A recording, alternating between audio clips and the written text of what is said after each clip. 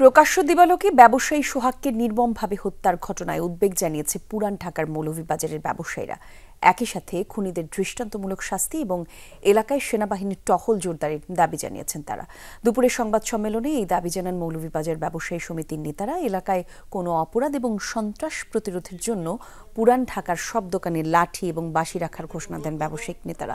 বলেন, চাঁদাবাজির কারণে অনেক ব্যবসায়ী অন্য এলাকায় চলে গেছে।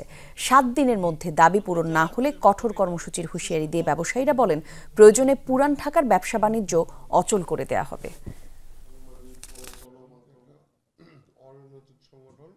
সর্বসম্মতিক্রমে একমত হয়ে যদি এদেরকে প্রতিরোধ না করা যায়, প্রতিবাদ না করা যায়, তাহলে তো আমরা নিরাপদ না এবং আমাদের ব্যবসার বাণিজ্য আমাদের কাছে করা সম্ভব হবে না।